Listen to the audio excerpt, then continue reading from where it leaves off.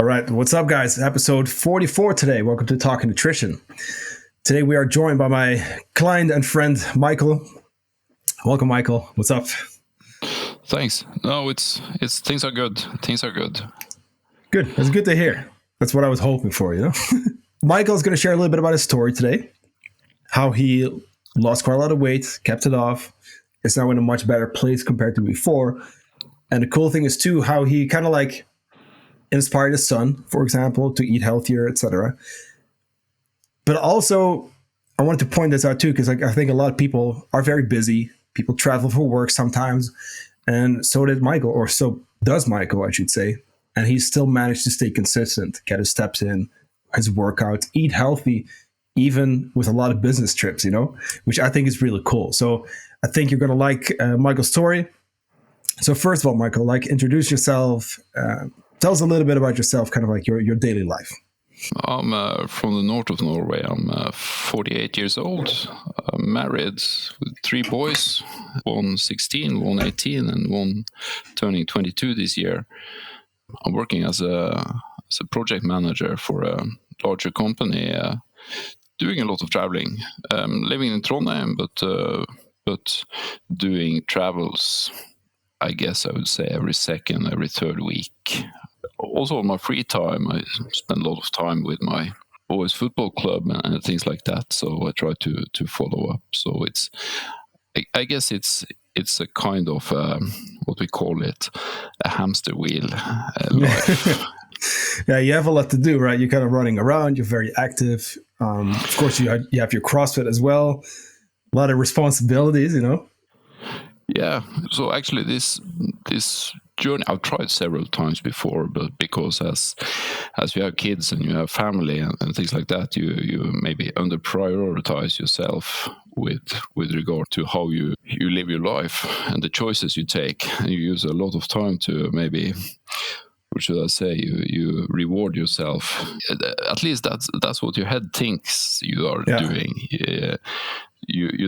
So if I go back 1.5 years ago, I was still on the reward path. After maybe a stressful week, you reward yourself with a couple of glasses of wine on Friday, and maybe you start even on Thursday. And when you reward yourself, I did it with food, snacks, things like that. My intention has always been to change that, not necessarily to lose weight, but to get a better life with more energy, being able to do more of the stuff that I actually like to do. Yeah. So that was my intention. So I got you recommended by a friend of mine who said that try this guy Johan and have a talk with him, because he can help you with your goals when it comes to nutrition and lifestyle changes. So I did call you.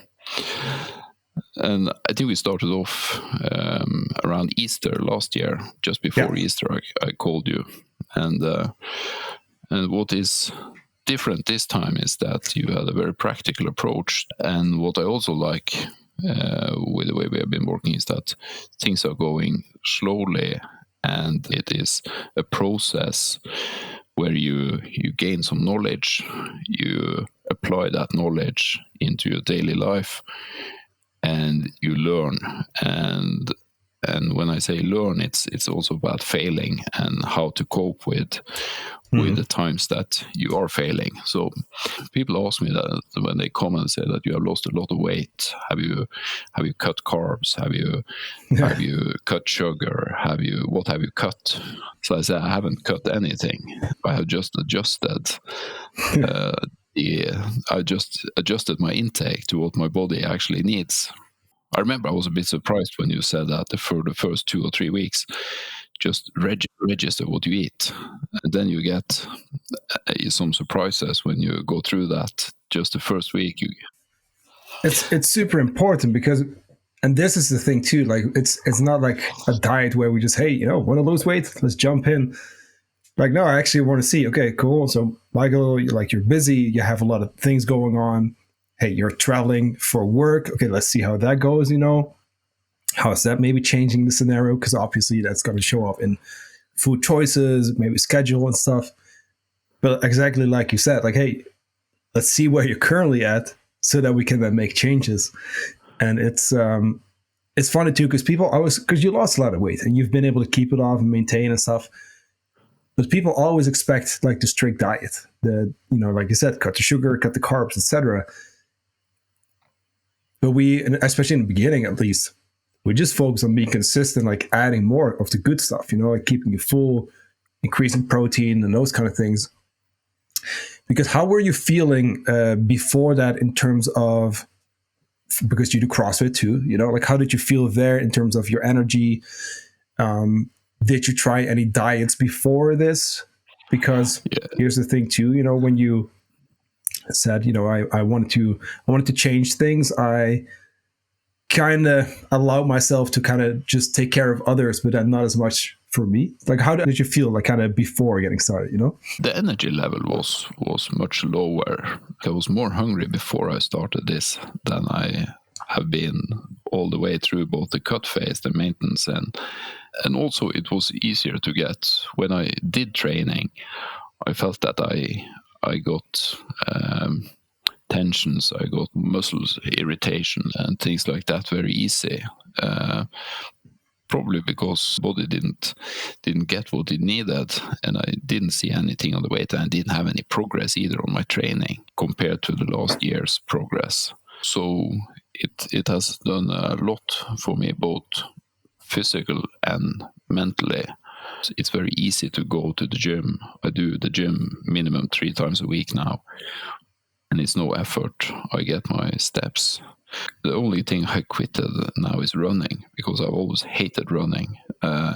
So I don't run anymore. I do a lot of walking, which makes me spend time with a podcast or talking, and it's actually clearing the head much better, and it doesn't add stress to the body. Yeah, and I think that's a big one, because additional to what people think on the food side, where it's like, cut the sugar, cut the carbs, they also assume, hey, you got to do a bunch of cardio, and we're going to run the marathon every day, stuff, like sure. I mean, obviously, cardio is important, but not for fat loss reasons. Like, we want to improve our health, but we also want you to lift your weights, of course, to build that muscle. But you brought up a really good point. It's like when we focus on those steps, we can get you to move more. We can get you to obviously burn some more calories there. But there's so many health benefits to walking. Just getting walking, getting your steps in, and then clearing your head. Because that's also a big plus there, because you get that movement, but without the added stress response, which is already quite a bit from dieting, So we're managing that. And of course, I mean, you're busy, it's also just kind of nice to kind of get that moment to recharge, I'm not sure I actually would call this dieting, because it's I find that a bit negative word. We've been looking at on what did you eat. It's like once a week we are talking, you said that, okay, I see that you like your oats for breakfast, maybe you should add a bit proteins. And I've done that. And then you say that, okay, I see for dinner, maybe you should try to add a bit more fruits or veggies to and I've done that. And when you add the positive stuff, automatically the wrong stuff goes out, because you don't feel the craving for that in the same way you did. So I think dieting is, for me, it's a negative word. Yeah, which is a really good point. I try to not use it as much, you know what I mean? Because it's almost like that thing where people think, okay, it's a diet. It's like a strict diet, really. But you're very right. We focus on like adding good stuff. And obviously, like if we're in a calorie deficit, if we're in a fat loss phase, we got to remove some calories, but we still focus on the filling stuff, getting the good things in. And also, so I thought this was really impressive, right? Because as you mentioned, you travel sometimes, every 2 weeks or so, sometimes quite a bit. But you did that when you were cutting. So how did you experience the cut with your travels, getting your workouts in, your steps? but then also your food choices, because I think this is a massive roadblock for a lot of people. I think because you can have two perspectives on it. You can have the perspective that now I'm traveling and I'm going to a hotel and I'm going to a restaurant and things like that. So this is going to be difficult. Or you could have the other perspective on it, that I'm traveling. I only have myself to think about these days. I go to a buffet every day. I can make a conscious choice on what I pick from that buffet, and I have the knowledge now to pick those things. So, and for the restaurant, I can order what I want. So I actually have full freedom. I don't have to wait for anyone. I can work my 10 hours that day I'm traveling. So I can also go down to the hotel gym, or I can have a walk back to the hotel, or I can. So I think it's a bit on the perspective as well. I can get my sleep in. I can do a lot of the good things on travel, which is maybe easier to do on travel than when you're actually home. Yeah, especially with a lot of responsibilities. And I really like this because we recently, on the previous podcast, we talked about growth mindset versus fixed mindset. And this is like a great example of kind of like, okay, someone with a fixed mindset would be, well, I'm traveling, so I can't get my steps in, or I can't make a healthy food choices, or I can't go to the gym or track my food or something. But in this case, like, with a growth mindset, like Michael, like you can actually look at it this way and be like, okay, well, I'm still going to make it work. I'm still going to get my walk in. Let me just kind of be resourceful and like make it work anyway. And like you said, Michael, like you've done fine, and you've been on a lot of business trips since we started working since last year. So yeah, and it's I even have a couple of glasses of wine on the business trips as well. So before, but it got less and less with alcohol, and now I haven't had a drink since October, and that works fine for me. Yeah. Which, especially for the mind, I feel that is a good thing. Yeah, I can only agree. I mean, personally, I don't drink, and Christine, our co-host, also doesn't drink at all. And it's like we're definitely not against alcohol. And I will always tell people like, hey, it's fine to drink every now and then, But I think you'll only really appreciate that difference when you make that decision. Yeah, I agree with you, and it's often in social events. I'm not too fond of the social events sometimes, and actually what I could see is that the first drink is okay, the second drink is okay, but after that I start to lose concentration on people and lose presence, the feeling of presence, and then I just continued drinking because I kind of felt out of the party anyway. But now I actually enjoy more going to social events because I feel that I have a clear mind.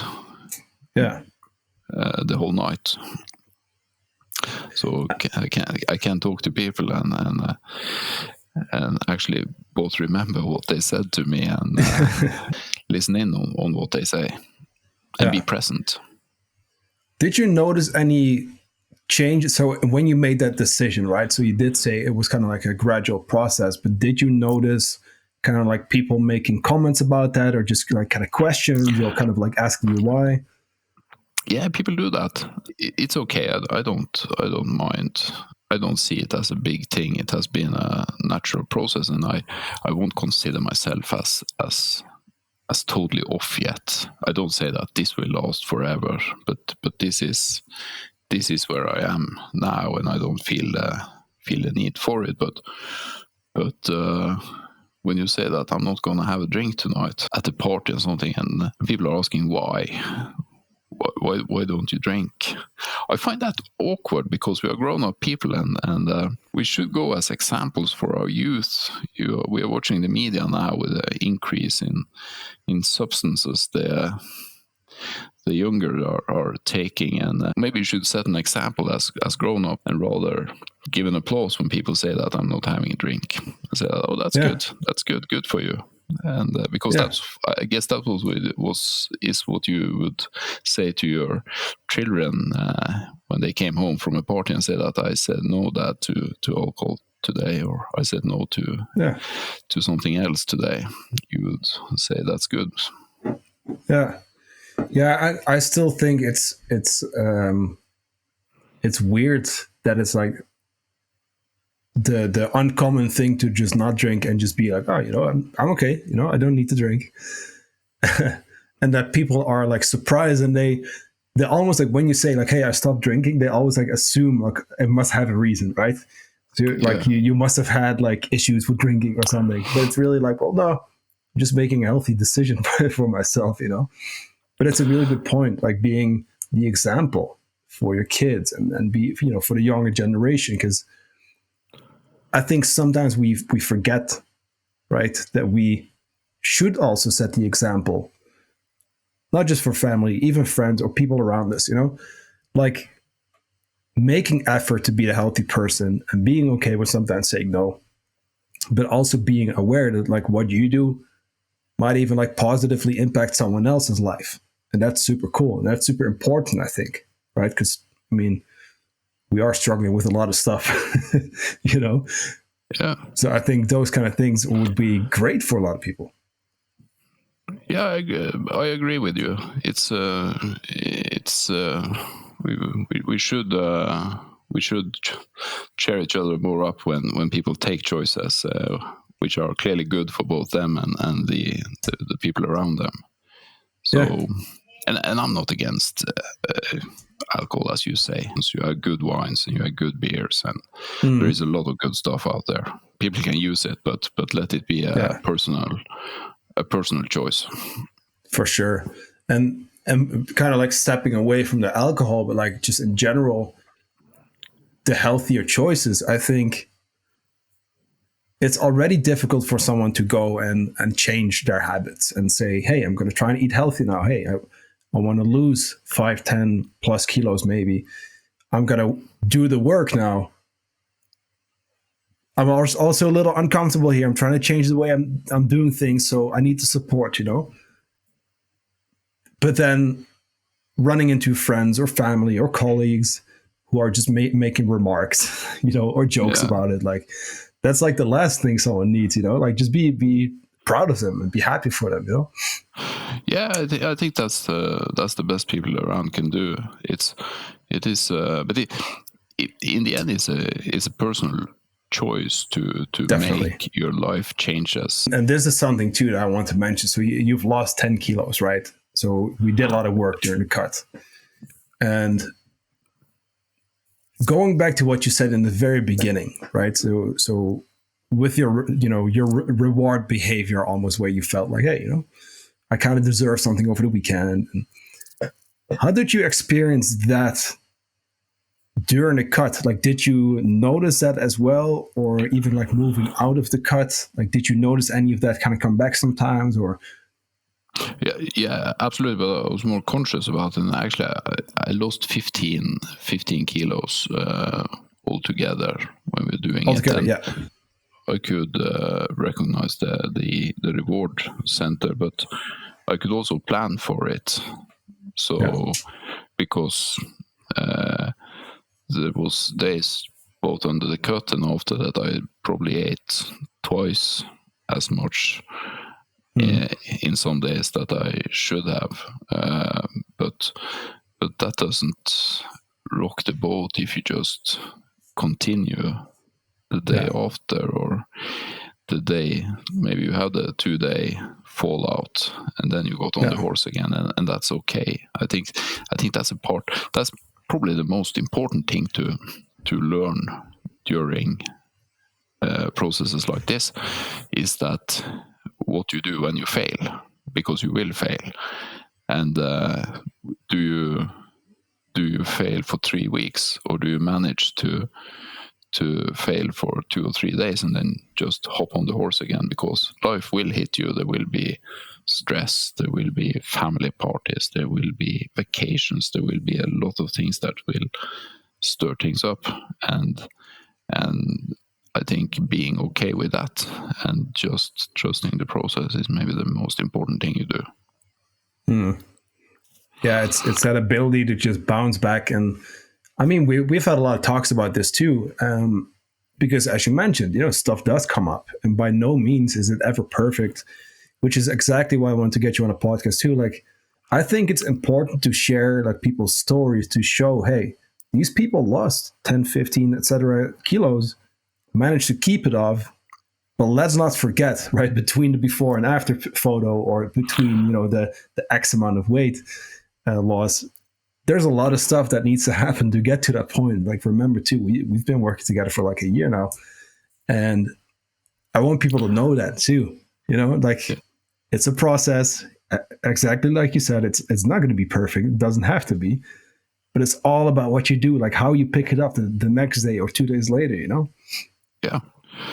And because then you don't punish yourself when you learn. You don't punish yourself for failing those days. You just continue after. Yeah.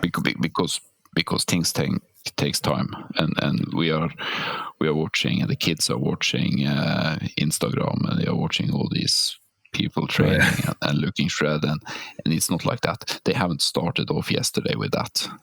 Those things are built in 5 years time. It's a long process.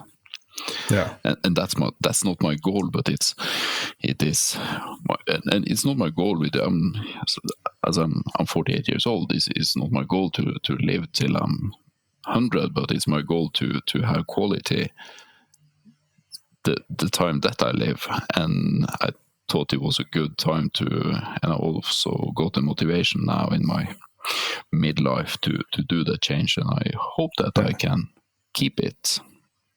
Yeah.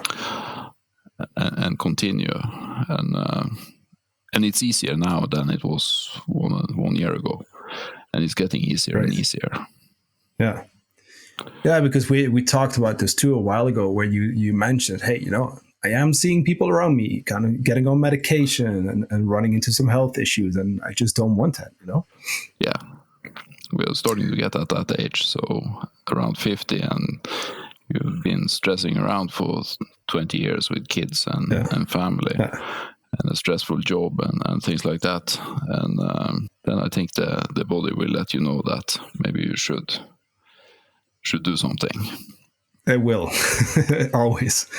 So that being said, like, speaking of like the body and letting it, letting you know how you're doing, basically, which obviously now is the opposite. Like, you feel way better, energy, etc. You mentioned recently.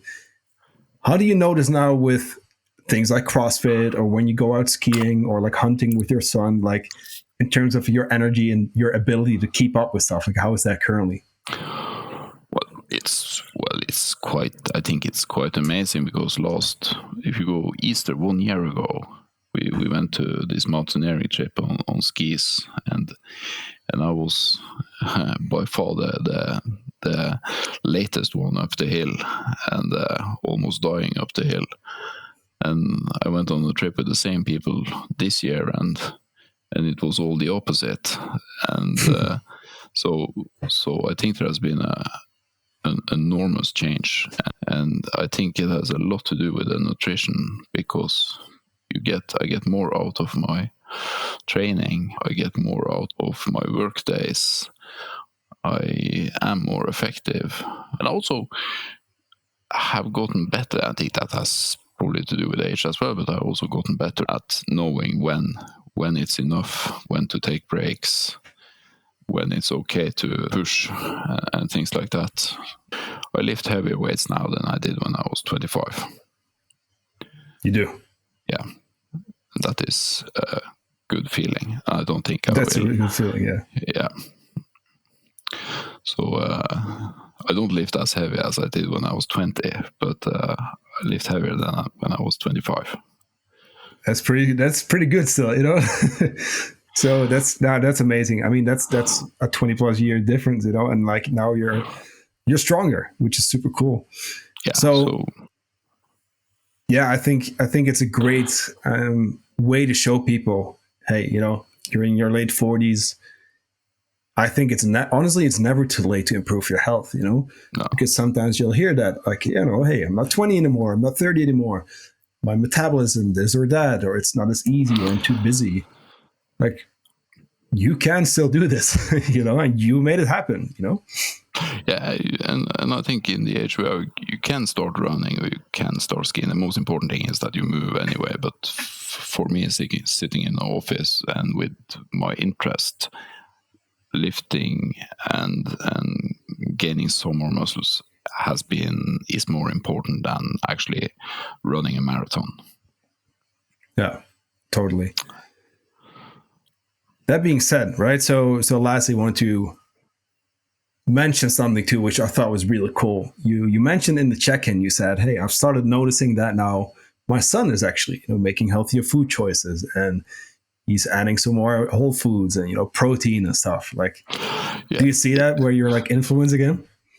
Yeah, it's quite cool. The other night here is 2 days ago. In the night, he came in with this big bowl of. I said, "What have you made together?" He said he had been on football practice with training, and I think he has been lifting some weights. He do that. He came in with this big bowl with oats, and he had been, "What have you done?" I said, "Well, he had put in some oats and water in there, and warmed it up, and added a few spoons of protein powder, peanut butter, and some apples and some bananas, and a big bowl of this." And I see him doing that. So he takes good choices, and I can see that because it is different things. It's good things in the refrigerator. We have always had that, but I think, and it's less chips and snacks in the evenings.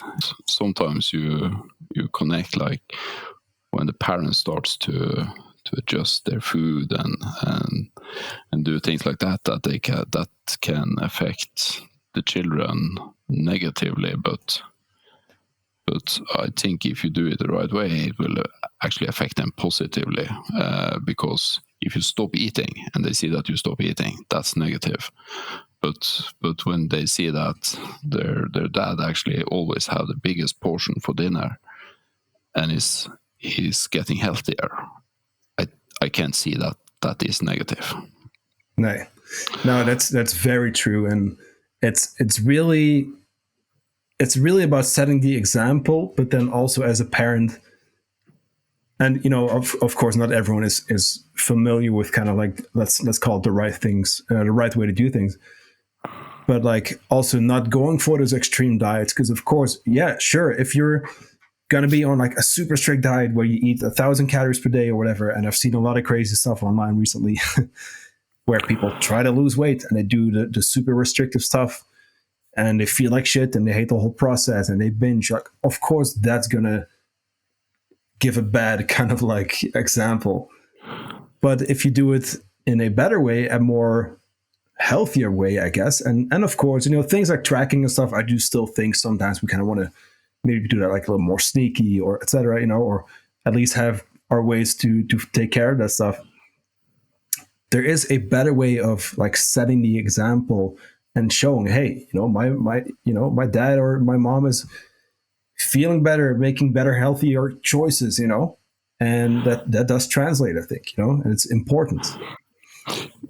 Yeah, I think it's important to. There is a crisis in the world where the children move less. They're getting bigger and they're getting less healthier. It's not just up to the school system to talk nutrition about them. I think as parents we should talk with them and giving them the knowledge to take their own choices, because they have to take their own choices in the end anyway. So when they have felt the difference between eating good food and eating shit food, I think it's easier for them as they get older to eat the good stuff. And we also say to them when we see that they are running out and there is this whole processed pizzas lying around the house for days, that it's okay for a few, but shall we try a fish meal? So, and I think that is totally, that is not giving kids problems. No, I think a lot of times too, it's almost like the way the parent goes about it, almost, where they kind of go into it with just a wrong expectations or something. I don't know. It is a tricky topic, I will say. Of course, it's difficult, and kids already are so much influenced by everything, and then there's obviously social media, which is just getting crazier by the day. But the good thing is that when you eat together with them, we try to always have dinner together and have some meals together, and that is then we as parents decide what's on the table. And I think as you said before, it's more about setting an example. So because they don't listen to what you say, they see what you do. That's a really good point. That's actually a really good point. That's I think that's a good rule to kind of like stick to as a parent, I guess, like show them how to do it. Yeah. Because telling someone, and this even goes into coaching stuff, like just telling someone like, hey, do this is what you're supposed to do. Like, it doesn't work that way, No, it doesn't. Awesome. This was actually a great conversation. We talked about a lot of stuff that I actually didn't expect yet, like getting into the parenting and stuff. But that's super cool. So that being said, I wanted to ask you, like, is there anything else that you kind of wanted to share with the listener? Is there some like main takeaways or anything? No, I think it's been a good process. I think what you do and your perspective on the nutrition and the training and things like that has been very helpful. We've been working together for a year. I don't think people need maybe to invest a year, but to invest just some time with a coach like you is very beneficial. I think it's a small investment for a very good outcome. Because you will gain a lot of knowledge in the process, and even if you don't succeed with the 2 months or 3 months you decide to do, you will gain the knowledge, and when you try again and again, and you don't punish yourself for failing a few times, you will eventually succeed. So take the small steps and try to jump on the horse again as soon as you fall off. And love that. And I think that's the main message. So thanks for letting me join your podcast. Yeah, of course. And thank you for sharing your story. I think it's just cool to hear from your side. And of course, we talk about our clients and stuff all the time, but it's like, no, you're actually here to kind of share your experience, how you kind of see things. And again, I mean, you're setting the example. I think that goes for, obviously your kids, but even to the listener too. We have people listening from all ages, but you're 48, you still made shit happen. You can most definitely reach your goals, even when you're busy, when you're traveling and stuff. It's a process, like you said, but you can most definitely do it. Yeah. So that being said, thanks for listening. We will be back on Monday with a new episode with a guest again. And as always, if you got inspired by these, get inspired by these episodes, feel free to share them in your Instagram stories. Drop us a quick review on Spotify or Apple. And then we will talk to you soon.